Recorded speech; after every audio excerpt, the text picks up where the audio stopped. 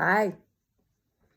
Okay, this is week 4 since I had the full body stem cell makeover. And I did not want to make a video today.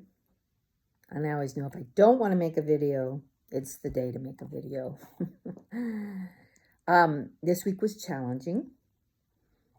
But I make these videos, I kind of got reminded, because I truly believe there's more to stem cells and a full body stem cell makeover than fix my knee, fix my shoulder.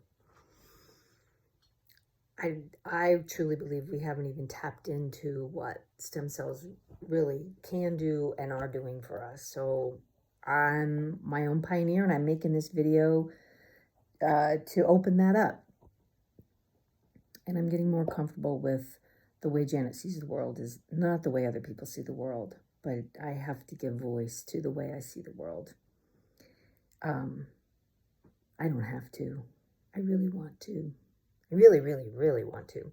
So this week, I had a lot of different emotions come up that were not emotions that I typically like. Anger, sadness. I can't, happens for everybody else but me. All those just nasty little emotions that we all have them. If you say you don't have them, you just haven't tapped into them. We all have them at some level.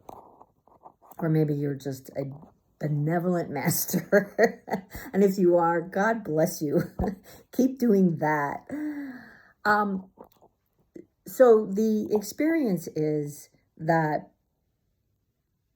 every pattern in my body is changing. And every pattern of the way I sit, every pattern in the way I walk, every pattern in the way I hold my body, my head, we all have these patterns, the way we sit, the way we hold our body, and they really are unconscious until they become painful. And then there's something to do about them.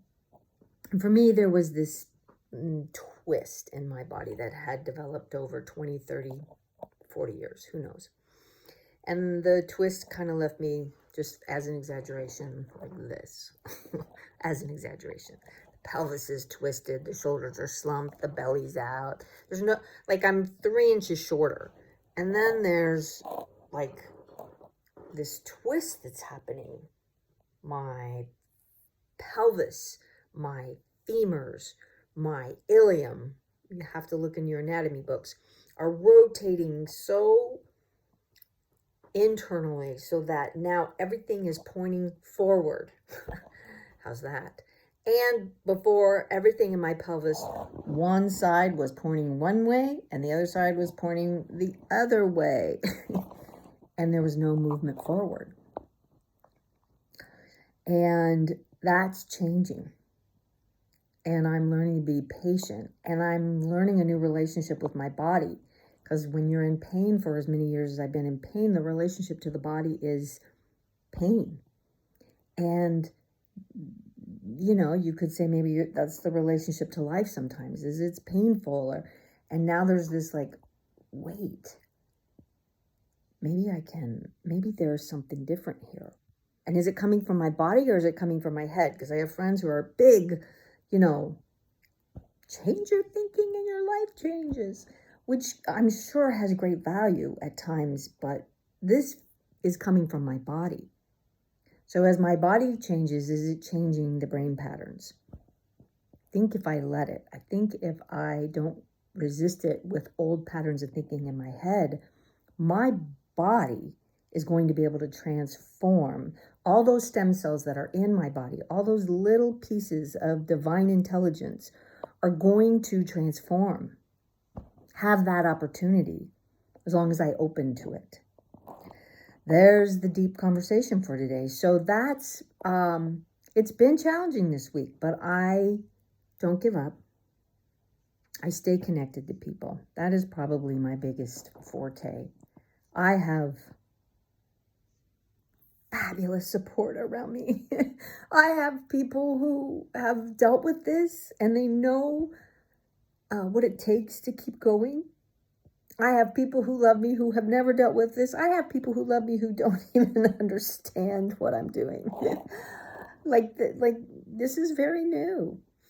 But they love me and they know, and there's a trust in a way that Janet's doing it. It's really out there because it's true. If I'm doing it, it's really out there. So I just appreciate all of you. I appreciate that I am her. I appreciate that I've had this opportunity to keep doing this. This is a 6 to 9 month process. And finally, I will address this gorgeous picture in my background because it has something to do with what's happening. I bought that 2 years ago. I bought it looking just like that offline for that wall. And when I received it, it had a frame around it, a light oak frame. And I didn't like it, but I love the painting. So I kept it and I put it on a different wall because it didn't even go on that wall. And every time I'd look at it, it's like, God, I like that painting, but I sure want that off of there. And I love this artist. So I just bought another painting of hers for our living room. And I asked her, I said, how can I remove that frame?